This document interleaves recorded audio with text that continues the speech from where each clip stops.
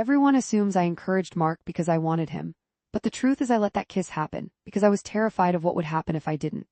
My husband David has been documenting every millimeter of space between us for 3 weeks, building his case like a prosecutor collecting evidence.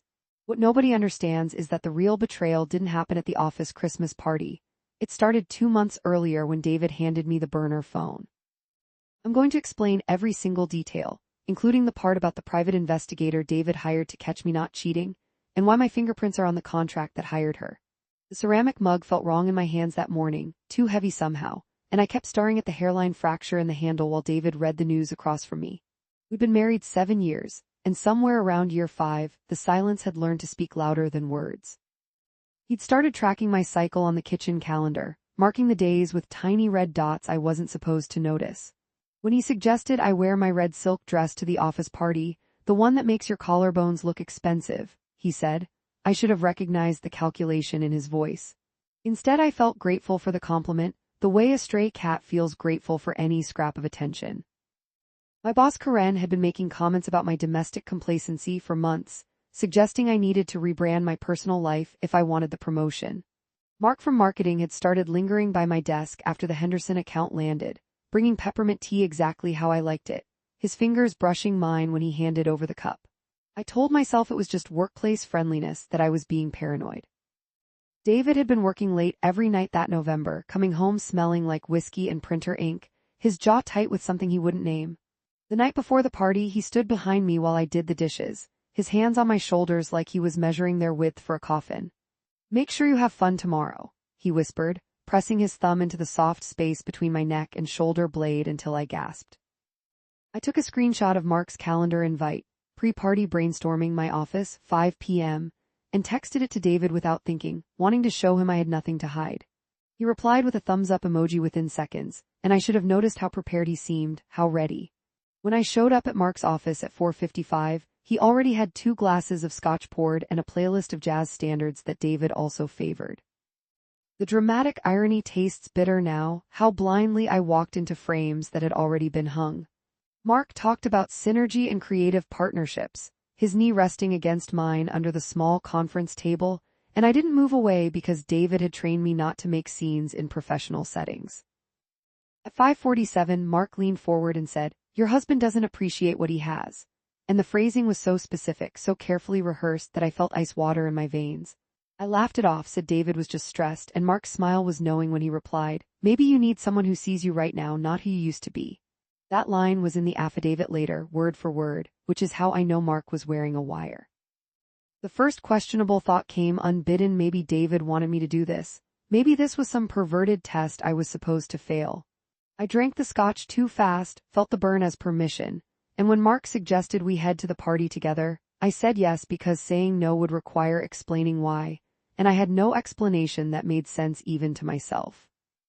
The ballroom was all twinkling lights and forced merriment, the kind of expensive corporate joy that feels like a cage made of tinsel. David texted me at exactly 7:30, having fun, with a winky face that he'd never used in 7 years of marriage. I showed Mark the text, laughing about how my husband was checking up on me, and Mark's expression flickered with something I misread as jealousy. By 8:15, we danced twice, his hand resting in the small of my back where David's hand used to rest before it became a fist. When Mark pulled me into the hallway outside the restrooms, I went willingly, drunk on scotch and the dangerous feeling of being seen. The kiss itself was brief, clinical almost, his mouth tasting of cinnamon and conspiracy. I pulled back after 3 seconds that would cost me everything, mumbling something about being married, about this being a mistake. Mark's eyes were cold when he said, "Are you sure it's a mistake, Sarah, because your husband seems to think you need this?" The first small consequence hit immediately. My phone buzzed with a text from David, "Good girl, now come home."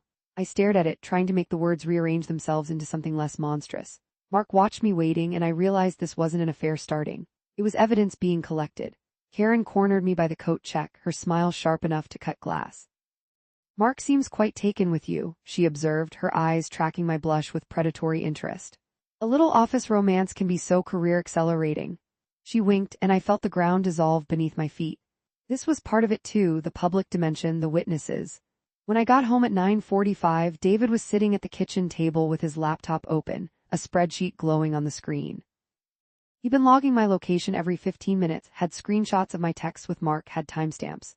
We need to talk about your behavior, he said, not looking up, and his voice was the same one he used to discuss grocery lists. That's when I learned about the lawyer, about the retainer he'd paid the day before the party. Not a divorce lawyer, a civil attorney specializing in alienation of affection suits.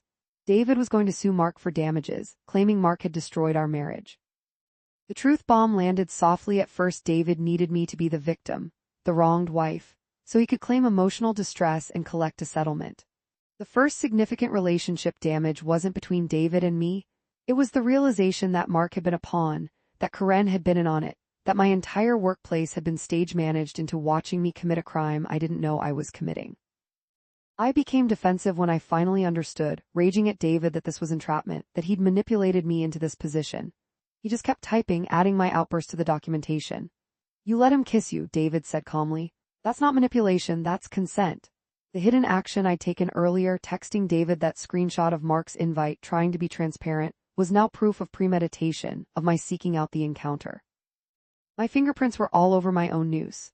I tried to come clean the next day, marching into Mark's office to confess everything, but he just smiled that same cold smile and said, "Your husband called me this morning. We have a meeting with his lawyer on Thursday. I hope you understand this is just business." He was going to settle, pay David a chunk of his inheritance to make it go away, and I was the currency they were trading. The problem spiraled when Karen called me into her office and offered me the promotion, not despite the incident, but because of it. "A woman who knows how to create leverage is valuable," she said, sliding the contract across her desk. The worst decision I made yet was signing it, accepting the raise and the new title, because my rationalization had become so twisted. If I was going to be used, I might as well profit from it. By Thursday's meeting, I'd stopped sleeping. David's lawyer, a woman named Petra with sharp cheekbones and sharper suits, laid out their case with PowerPoint precision. Texts, timestamps, witness statements from coworkers who'd seen me flirting for weeks. Mark's lawyer advised him to settle quickly. I sat there, the supposed victim, and said nothing while David negotiated a figure that would pay off our mortgage and fund his new startup. The emotional unraveling started that night when I found David packing a suitcase. "I'm staying with my brother while this settles," he said. "For the paperwork, you understand, we need to establish separate residences." He kissed my forehead like a priest giving last rites, and I realized I was being discarded now that I'd served my purpose. I self-sabotaged by calling Mark at 2 a.m., sobbing that I was sorry that I hadn't known that David was the one who Mark hung up mid-sentence. And the next day Petra had a transcript of the call, using it to claim Mark was harassing me post-incident, adding another zero to the settlement demand. My support system crumbled when my sister, the one person I'd told everything, stopped returning my calls after David visited her with concerns about my mental state. Someone got hurt by my continued deception, me mostly, but also Mark, who lost his job when Karen restructured marketing after the settlement. The direct question came at 3 a.m. from a blocked number. "Did you know the whole time?" I couldn't answer because the truth was worse than either yes or no. The biggest revelation started when Petra accidentally CC'd me on an email to David. The subject line, "Co-conspirator immunity documentation." The body detailed the legal protections they'd secured for me, how I'd been cooperating as a material witness in the alienation of affection case. They'd been recording everything, not just Mark, but my sister's calls, my therapy sessions, even my conversations with Karen. The most damning detail was buried in the Attachments A contract between David and Karen, signed 3 months before the party, where Karen agreed to facilitate the incident in exchange for a percentage of the settlement. My promotion was literally written into the agreement as consideration for ongoing cooperation. The full confession that changed everything wasn't that I'd been innocent. It was that I'd become complicit the moment I cashed that first paycheck with the new salary. I hadn't known the whole plan, but I'd suspected enough, had seen enough cracks in the foundation, and I'd chosen to believe the comfortable lie, because the alternative was admitting my marriage was a business arrangement, and I was the product being sold. The fallout hit every quadrant of my life simultaneously. Petra filed a motion to have me removed as a plaintiff in the alienation suit, painting me instead as a willing participant in a fraudulent scheme. David countersued for divorce, claiming I'd been unfaithful, producing evidence that was technically real but contextually monstrous. My new job title became a liability. HR placed me on leave pending an investigation into unethical conduct. Social media amplified everything when a concerned coworker leaked redacted portions of the lawsuit to a local blogger. Strangers dissected my collarbones, the red silk dress, the timestamp on my texts. The unexpected consequence I hadn't anticipated was the criminal investigation. The district attorney's office opened a fraud case, looking into whether David and I had conspired to extort Mark. The moment of genuine self-awareness broke through during my voluntary interview with the detective, a kind-eyed woman who said, "You know, most victims don't get paid by their abusers." I started laughing and couldn't stop, because she was right and wrong, and everything in between. I'm telling this story now because yesterday David's lawyer filed a motion to have me declared a vexatious litigant if I try to contest the divorce terms, and I finally understand the architecture of the trap he built. The red dots on the calendar weren't about my fertility, they were a countdown to my erasure. Everyone still thinks I wanted Mark's kiss, that I was chasing some cheap thrill. What they don't understand is that I was trying to survive a marriage that had become a surveillance state, and I chose the wrong exit strategy.